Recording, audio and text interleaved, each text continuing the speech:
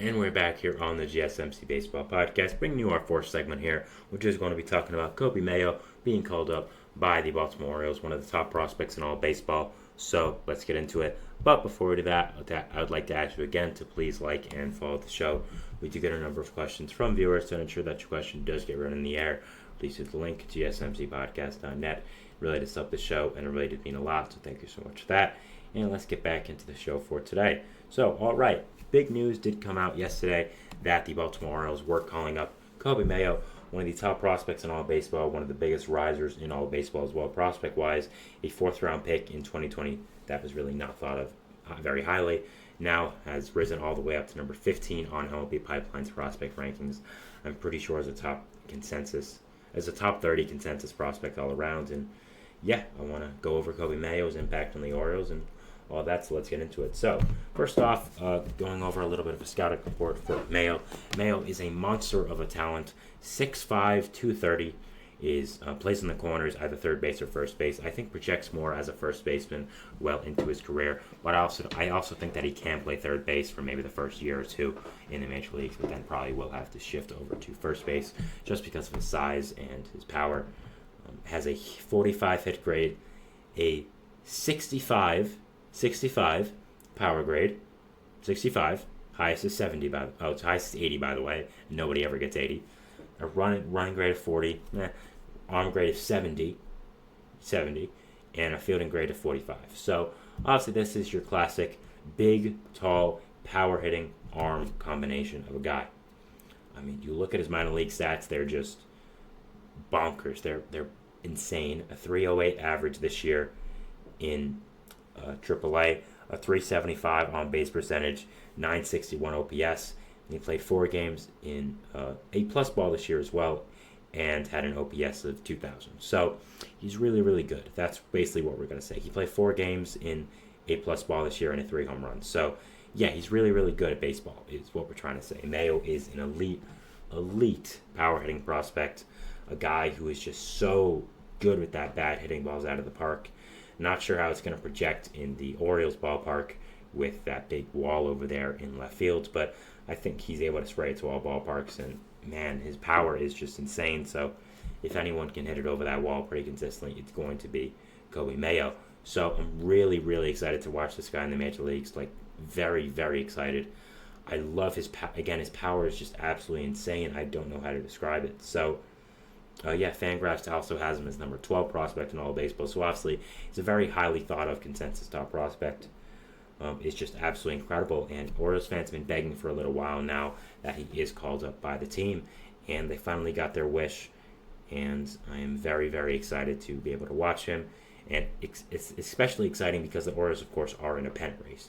Getting your top prospect, one of your top prospects at least, because the Orioles have such a good farm system that Mayo isn't even their best. He's probably their third best, and he's top 15 consensus, which is insane. But watching him down the line with this pennant race is going to be incredible. I mean, he's playing today at third base versus the Guardians. I mean, you now have a lineup of Colton Cowser, Anthony Santander, Gunnar Henderson, Ryan O'Hearn, Adley Rutschman, Ryan Mountcastle, Cedric Mullins, Coby Mayo, and Jackson Holliday in that lineup, which is insane. I mean, it's truly incredible the amount of young talent the Orioles have in this team, and they're not even done. I mean, you have Samuel Basallo, who's going to come up rather quickly. I'd say in the next year or so, he'll probably be the first baseman at DH.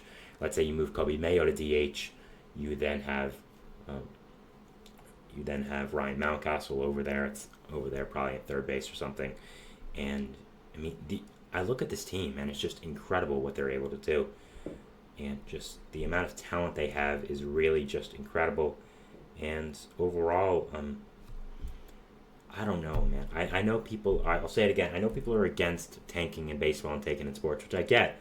But when you tank successfully like the Orioles have, you get these top prospects. I mean, you have Colton Cowser, Gunnar Henderson, Adley Rutschman, you have Coby Mayo, Jackson Holliday. Those are 5 top 30 prospects in the major leagues at some point. You also, of course, have Samuel Basallo, still cooking in the minor leagues as well. So the fact that the Orioles have this much young talent is scary, and man, are they going to be so terrifying to watch in the future. And going over Mayo, he's going to help a lot with this team. I think they really have lacked that big right-handed power threat, because you have your big power threats like Gunnar Henderson, Colton Cowser, Anthony Santander, Adley Rutschman, but all those guys are either lefties or switch hitters. The only righties you have in the lineup right now is Ryan Mountcastle. And Mountcastle's a good player, but he's nothing compared to the potential of what Mayo can do with the power in that bat. So he really adds a really nice middle-of-the-order power bat in that Orioles lineup. I'm really, really excited to be able to watch what he can do there. And yeah, I think it's going to be really very exciting to be able to see what is going to happen with Coby Mayo overall, how he is going to perform at this major league level, and yeah, just what how Coby Mayo does project in this league. I think that by the time Mayo is in his peak, he's going to be a guy that hits consistently 40 home runs. Like, genuinely, I'm so high on this guy. I think he is a fantastic prospect. The Orioles are lucky to have him. And, man, this team is going to be nasty, nasty, nasty for years to come. I mean, the Orioles right now are in a very tight pennant race with the Yankees to win that AL East. You're either going to be the first seed or the fourth seed. You either get home field advantage to the rest of the postseason, or have to play in a wild card game in the fourth seed. So it'll be really interesting to see again what does happen with this Orioles team overall.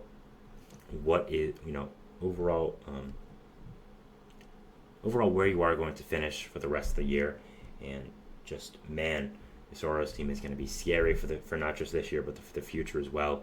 The future they have with them is just absolutely enthralling. I mean, man, it's so scary what they're going to be able to do. And I'm so, so excited just as a baseball fan to be able to watch it. I got to get to Camden Park soon, and Camden Yards soon, and be able to watch an Orioles game. Haven't been to that ballpark in a little while, and man, is that ballpark absolutely beautiful as well. Fans have really shown out once they started to win. Their new owners spending money, and man, they got a really fantastic, amazing future ahead of them over there in Baltimore. So, that is my fifth segment here, going over the top prospect Coby Mayo being called up by the Baltimore Orioles. We're moving into our fifth and final segment here today, which is going to be talking about Mike Trout and the news that he is going to be out for the rest of the year after a setback in his rehab. So, we will be going over that, and we'll see you after the fourth and final break. So, thanks, and bye.